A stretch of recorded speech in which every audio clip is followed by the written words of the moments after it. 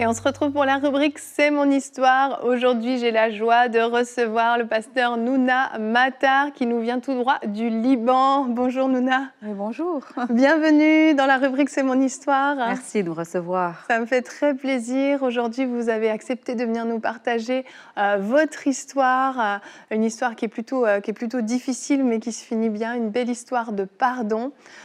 Pour commencer, donc vous avez grandi au Liban où vous vivez encore actuellement. Tout à fait. Et lorsque vous étiez enfant, vous aviez environ 10 ans, vous avez perdu votre maman, c'est ça? C'est ça, c'est ça. Donc ma maman elle a passé une période de maladie. Donc il y avait quelques années où ma maman était entre la maison et l'hôpital. Mais il y a une chose très importante chez ma maman, c'est qu'elle était une femme de foi. Donc c'est elle qui a vraiment commencé le mouvement charismatique au Liban avec 3-4 personnes. Ils étaient tous un tout petit groupe et le mouvement charismatique au Liban a commencé avec ma maman et on avait des réunions chez nous à la maison. Wow. Donc moi, je me rappelle que j'allais me coucher et puis il y avait des chants au salon et tout ça. Donc je n'avais pas le droit d'y aller, je devais être au lit, mais je me rappelle de ça quand j'étais très petite. Ça a fondé quelque chose en vous que vous avez transporté avec vous, parce qu'après le décès de votre maman, il y a eu une autre tragédie qui a eu lieu. 5 ans plus tard, vous aviez 15 ans, et là, votre papa se fait assassiner, c'est ça? C'est ça, c'est ça. Et ça m'a fait une crise de foi. Vous savez, ça, quand il y a eu l'assassinat. Une crise de foi, FOI. C'est ça? FOI, oui, FOI, une crise non, pas une crise de foi. Voilà. Oui, non, une crise de foi parce que j'ai blâmé le Seigneur, comme quoi, bon, il a pris ma maman et puis maintenant il prend mon papa. Donc, si la croyance que j'avais ou bien l'attachement que j'avais au Seigneur n'était pas très vivant, disons, c'était juste culturel, c'était juste quelque chose qu'on faisait par habitude. Chaque dimanche, on allait à l'église, mais ce n'était pas vraiment une foi vivante. Mais quand ça s'est passé, quand cette tragédie s'est passée, évidemment, ma foi a pris un coup. Vraiment. Et j'en ai vraiment voulu à Dieu. Et ça m'a vraiment poussée loin de l'église. Je faisais toujours les rituels. J'allais toujours à l'église parce que j'étais habituée, je savais que c'était la bonne chose à faire, mais il n'y avait rien en moi. Dans votre cœur, vous étiez loin de Dieu. Oui, très loin. Il faut dire que vous avez eu à gérer beaucoup de choses. Du haut de vos 15 ans, en pleine adolescence, vous vous retrouvez orpheline, mais dans un contexte particulier. Vous êtes en pleine guerre civile à ce moment-là. Voilà, pleine guerre civile, des frères qui étaient plus jeunes que moi.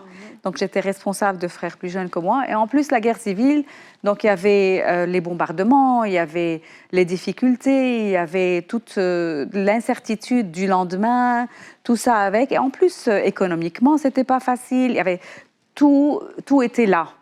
Et le Seigneur n'était pas là. Enfin, dans ma tête, voilà. Oui, c'est ça. Il était là, bien sûr, mais dans ma tête, il n'était pas là.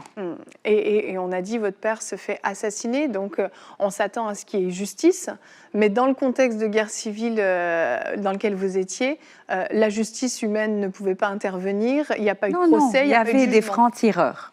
Bon, il y avait des francs-tireurs qui étaient sur les toits des bâtiments en train de tuer les gens. Il y avait des bombes et des explosions un peu partout. Et il y avait des guerres entre... Ça changeait entre chrétiens et musulmans, entre Syriens et Libanais, entre Libanais et Palestiniens, entre les Druzes. Enfin, c'était tout le temps, il y a une guerre quelque part entre des différentes personnes, différents partis. Donc, les francs-tireurs, bon, c'était... C'est ça. En fait, il y avait aucune preuve pour dire c'est telle personne qui a... Comment faire ça en justice? Comment pouvoir prouver que telle personne est l'assassin de mon père, alors qu'on savait? Alors qu'on savait exactement qui c'était. Oui, on sait exactement qui c'était. Et qu'est-ce que ça crée dans votre cœur, cette injustice que vous vivez au-delà de la perte? Bon, alors, il y a déjà l'amertume, il y a la rancune, il y a le désir de vengeance, il y a un cri d'injustice, de l'injustice comme quoi, pourquoi moi? Et pourquoi, en plus, envers Dieu aussi. C'était pas seulement envers les gens, mais c'était envers Dieu aussi. Donc, ça a créé une rébellion chez moi. C'était une rébellion contre Dieu, mais aussi contre les gens, parce que je n'avais plus confiance en les gens. Je n'avais plus vraiment une joie à l'intérieur de moi. C'était juste vivre une vie comme ça, en faisant des sourires qui étaient artificiels. Mais à l'intérieur de moi, il y avait quelque chose qui était en train de bouillir. Donc, c'était pas facile de gérer ça. Et c'était pendant des années. Hein. C'est ça, ça a duré Pendant combien des années. de temps? Ça a duré plus 12 ans peut-être, à peu près 12 ans comme ça. J'ai passé par les périodes d'université, par commencer le travail, tout ça, avant de vraiment connaître le Seigneur. Et là, quand j'ai connu le Seigneur, c'était quand même une expérience. Et justement, comment ça s'est passé, cette rencontre avec Dieu? Bon, alors j'ai été dans une réunion. En fait, c'était en Belgique. Je sais que c'est drôle. C'est pas au Liban, c'est en Belgique. Non, c'était pas au Liban, j'étais en Belgique. Et là, quelqu'un m'a pris à une réunion. Et dans cette réunion, je voulais vraiment pas aller à cette réunion, mais enfin, des choses se sont passées, les circonstances ont voulu que je sois à cette réunion. Et les gens, là, m'ont parlé prophétiquement. Ils ont vraiment décrit ma vie. Ils m'ont donné un message du Seigneur. Et ils ont prié pour ma guérison. Et j'ai été complètement délivrée de tout ce qu'il y avait en moi. Donc, ça a changé ma vie. Wow. Vraiment, cette réunion a changé ma vie. Et c'est ce jour-là où j'ai décidé que je suis le Seigneur et je vais continuer ma vie avec le Seigneur. Et en fait, ça a changé beaucoup de choses dans ma vie. Donc, ça a changé même pour mon mari. Je n'étais pas mariée à l'époque. Et j'ai prié. J'étais avec mon mari déjà, on était ensemble, mais j'ai prié et j'ai dit au Seigneur, écoute, si il ne va pas changer, je vais le quitter. Donc, c'est radical. C'est radical. Et, évidemment, je ne lui ai pas dit. Je n'ai pas dit à mon mari. C'est pas que c'était un chantage. Non, c'était pas du tout.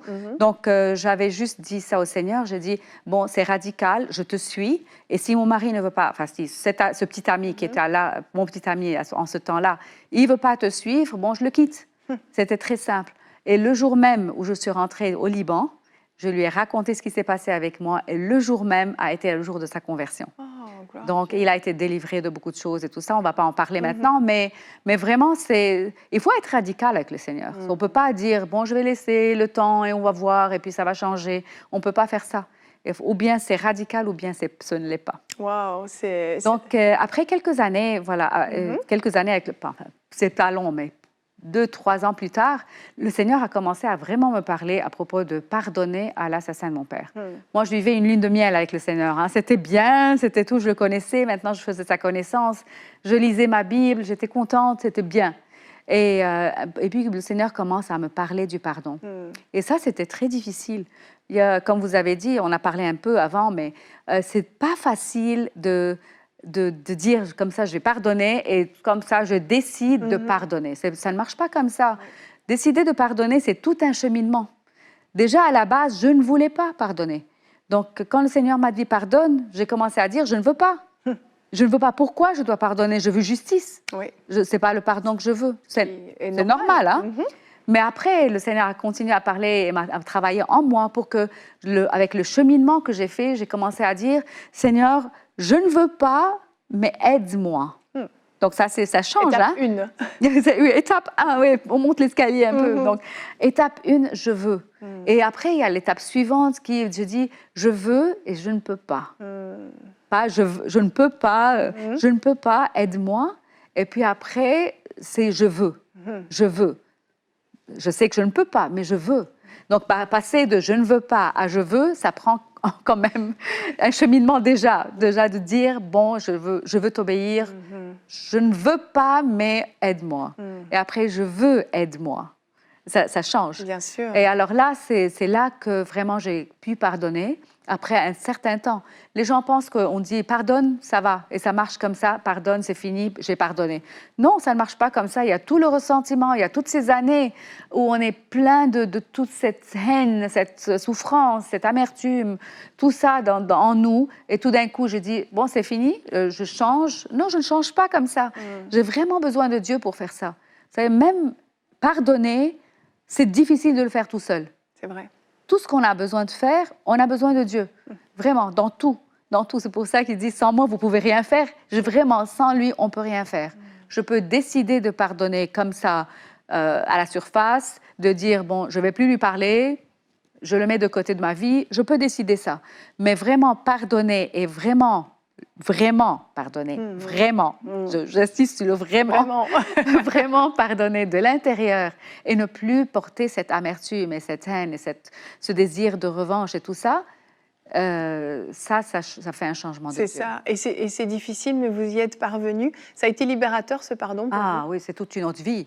C'est toute une autre vie parce que je ne regarde plus les gens de la même façon. Vous savez, quand je regardais les gens, j'avais toujours cette arrière-pensée qu'il y a des gens qui sont là pour détruire, j'étais toujours sur mes gardes. Vous savez, on bâtit un mur autour de notre cœur, comme ça. Je me mets en garde parce que j'ai tellement été touchée, tellement j'ai été blessée que je mets une barrière. Donc, quand cette barrière est tombée, ça a changé ma relation avec tout le monde. C'était pas seulement avec l'assassin de mon père, mais c'est aussi avec toutes les autres personnes, avec tout le monde autour de moi. Oui. Ça a changé ma relation avec mon mari, avec les gens que je connais, les gens à l'église, les gens, tout ça, parce que moi, j'ai été libérée.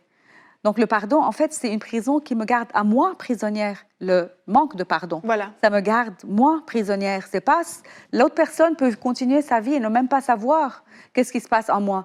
Mais quand moi je pardonne, c'est moi qui suis libérée. C'est moi qui sors de ma prison. Vous savez, la porte de la prison est toujours ouverte. Mais moi, je décide de rester dedans. C'est exactement ça, oui. Donc, quand cette porte est ouverte, et après, je regarde cette porte et je dis, bon, je vais sortir de ma prison, c'est complètement libérateur. Il y a toute une vie dehors, en dehors de ma prison. Exactement. Vous savez, oui, mais c'est ma décision. C'est ma décision. Mais on ne peut pas le faire sans Dieu. Exactement. Et est-ce que dans la petite minute qui nous reste, vous auriez un conseil à donner à nos téléspectateurs qui nous suivent, qui ont du mal à relâcher le pardon et à sortir de cette prison, justement? Ah oui, je vais vous dire une chose, c'est que c'est tellement libérateur. Il faut vraiment croire que le Seigneur a dit ça. Il a dit, pardonnez, pas comme moi je vous ai pardonné. Il a aussi dit, si vous ne pardonnez pas, moi aussi je ne vous pardonne pas. Donc c'est vraiment quelque chose de tellement primordial pour Dieu et dans notre relation avec Dieu. Ce n'est pas un choix. Et le choix, vraiment, ce n'est pas contre nous, c'est pour nous, pour que nous, on soit libres. Ce choix de pardonner, ce n'est vraiment pas pour que vous soyez juste hors de ça. Mais non, c'est en plus pour nous libérer complètement, complètement. Ce n'est pas pour juste plaire à Dieu. Je le fais pour toi, Dieu. Non, je ne veux pas le faire seulement pour lui, je le fais pour moi aussi. Donc, je le fais pour lui, avec lui, pour moi. Amen. Merci beaucoup, Nouna, d'être venue nous partager votre histoire. On voit qu'il y a beaucoup d'histoires dans l'histoire. Ah oui. Je pense qu'on va vous revoir sur ce plateau. Merci beaucoup, avec en plaisir, tout cas, d'avoir partagé cette période de votre vie et surtout ce merveilleux miracle que Dieu a opéré dans votre vie. On lui rend grâce, vraiment. Amen. Avec plaisir.